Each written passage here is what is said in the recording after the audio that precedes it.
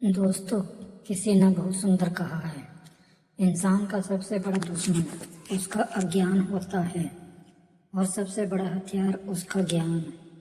जो समय रहते सीख गया वह संभल गया, और जो सीख से भागता रहा वह ठोकरें खाता रहा। ये कहानी है उस एक ऐसे व्यक्ति की जिसे नसीब ने बार बार मौका दिया, लेकिन उसने देर से समझा। पुराने समय की बात है। एक राज्य में पंडित धर्मदत्त शर्मा नाम का एक प्रसिद्ध विद्वान रहते थे। राज्य ही नहीं, दूर दूर तक उनके ज्ञान की चर्चा थी। राजा स्वयं उन्हें गुरु सम्मान मानते थे।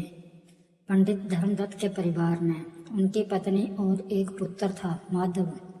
धर्मदत्त जी वेद शास्त्र और नीति ग्रंथों में इतने डूबे रहते कि अपने पुत्र को समय देना भूल गए। वहीं उनकी पत्नी ने बेटे को अत्यधिक लाड़ प्यार में बिगाड़ दिया। माधव पढ़ाई से दूर रहा, आवारा मित्रों की संगत में पड़ गया। जुआ, मदिरा और गलत रास्ता सब कुछ उसके जीवन का हिस्सा बन गया। पंडित जी को लगता था मेरा पुत्र मेरा नाम रोशन करेगा, परंतु सच्चाई इससे बिल्कुल उलट थी। एक दिन माधव अपने दोस्तों के साथ राजकोष के पास चोरी करते हुए पकड़ा गया। सिपाही उसे सीधे राजा के दरबार में ले आए। राजा स्तब्ध रह गए। ये विद्वान धर्मदत्त का पुत्र धर्मदत्त जी को बुलाया गया। दरबार में सबकी नजरें झुकी थी। राजा बोले, आप चाहे तो क्षमा मिल सकती है, पर आपको सार्वजनिक रूप से क्षमा याचना करनी होगी। धर्मदत्त जी के लिए ये बहुत बड़ा अपमान था, लेकिन पुत्र के प्राण बचाने के लिए उन्हें सिर झुका दिया। माधव तो छूट गया, पर पंडित जी का मान सम्मान टूट गया। अपमान और दुख ने धर्मदत्त जी को भीतर से तोड़ दिया।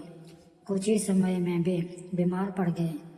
मृत्यु से पहले उन्होंने पुत्र को बुलाया और कहा, बेटा, धन नहीं, ये ज्ञान की पोथी संभाल कर रखना, यही तुम्हें बचाएगी।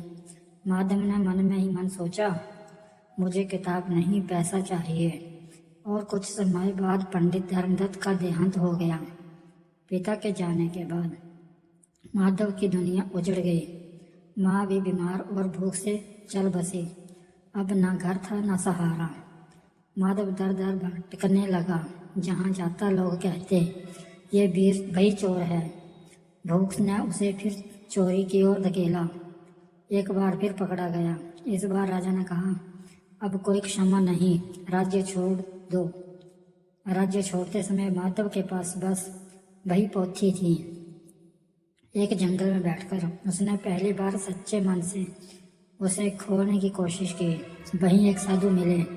साधु बोले, जिस ज्ञान को तूने ठुकराया वही आज तुझे उठाएगा।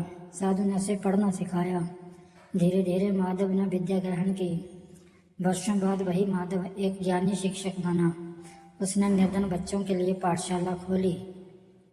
सीख दोस्तों, ये कहानी हमें सिखाती है कि अज्ञान हमें गिराता है, ज्ञान हमें उठाता है। नसीब मौका देता है, पर बदलाव हमें खुद लाना पड़ता है।